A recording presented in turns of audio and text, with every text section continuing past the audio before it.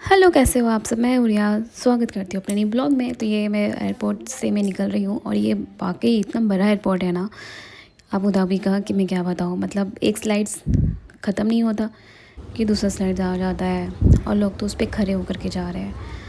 काफ़ी लंबा है वैसे। और मैं अच्छे से मैं देख रही थी चारों तरफ कि कितना प्यारा है। तो फाइनली वहाँ से निकलने के बाद अब बारी आती है लिफ्ट से ग्राउंड फ्लोर में जाने की। चलिए लिफ्ट ढूंढते हैं कहाँ है। शायद आगे वाला ही लिफ्ट है। Just check out. या लिफ्ट एरिया मुझे मिल गया है।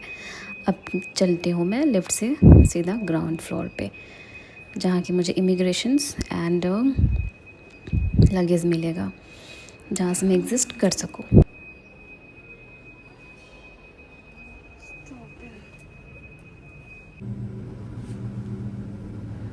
तो मैं लिफ्ट से मैं बाहर ग्राउंड फ्लोर की तरफ मैं बढ़ रही हूँ। ग्राउंड फ्लोर, हाँ, ग्राउंड फ्लोर पहुँचने के बाद, ग्राउंड या फर्स्ट फ्लोर था, आई थिंक ग्राउंड फ्लोर ही होगा।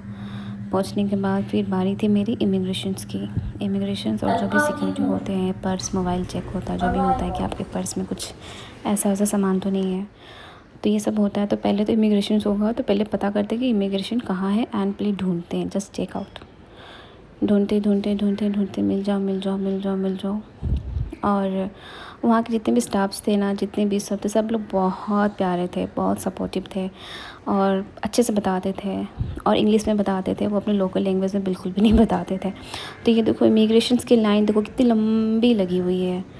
और मैं फटाक से मैं अपने पर्स से पासपोर्ट और टिकट निकाल ली। और इमिग्रेशन होने के बाद फिर अब बारी है सिक्योरिटी की, कि वो चेक करेंगे कि मेरा मोबाइल मेरे पर्स उसमें कुछ ऐसा वैसा कुछ है तो नहीं, घातक सामान जिसे कहते हैं। तो इसके लिए भी मैं लाइन में लग गई हूँ। और ये होने के बाद ही मुझे मेरा लगेज की तरफ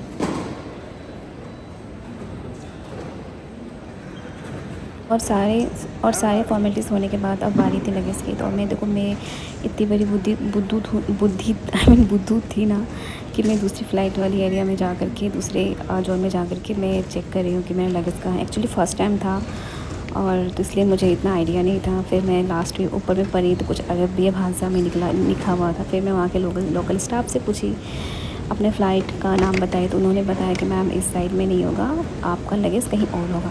फिर मैं फटाफट दूसरी तरफ गई तो हाँ देखो मेरा लगेज आ रहा है। बेचारा कब से ढूंढ रहा था मुझे मैं भी तो ढूंढ रही थी। और देखो लास्ट में मेरा लगेज था। भाई साहब पता नहीं कब से घूम रहा था। चलो फाइनली मुझे मेरा लगेज मिला और मैं बहुत खुश हुई यार। खुशी का ठिकाना नहीं था।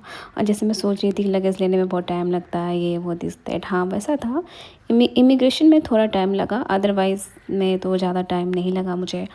और लगेज लेने के बाद अब चलो ढूंढते हैं कि एग्जिस्ट कहाँ है, जहाँ से मैं एग्ज़िट होंगी, बाहर जाऊँगी, बाहर का रास्ता ढूंढूँगी। और ढूंढ रही हूँ।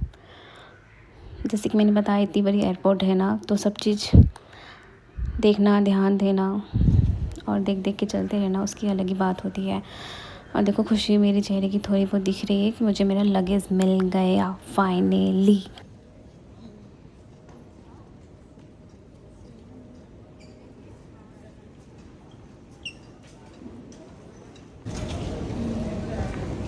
तो सारे फॉर्मेलिटीज़ होने के बाद, लगेज वगैरह सब कुछ लेने के बाद, अब बारी थी कि अब एग्ज़िट ढूंढा जाए। तो देखो ढूंढा और सामने मिल गया। सामने एग्ज़िट लिखा हुआ है बड़े बड़े अक्षरों में।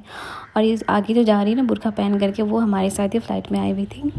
तो वो लोग भी आबू धाबी, उनको भी जाना था। मुझे तो खैर आबू धाबी से आगे जाना है, दुबई जाना है।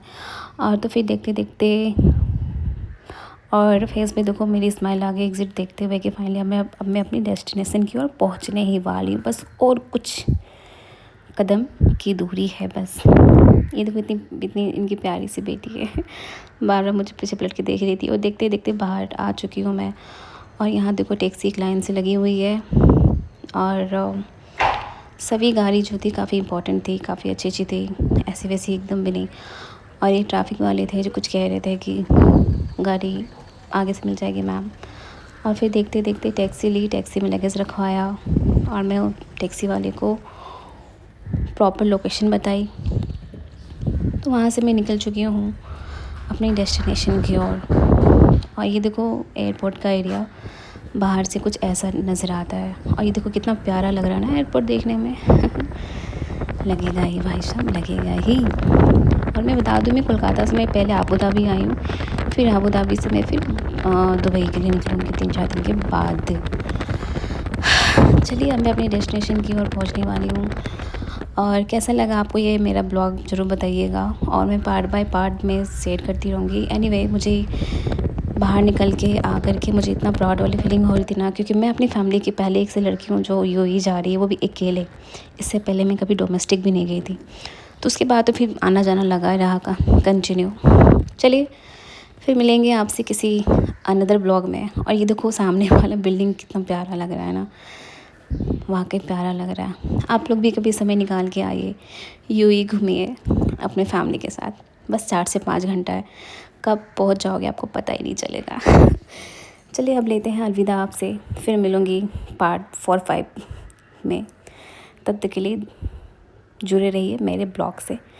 And thanks for watching. Bye bye, take care.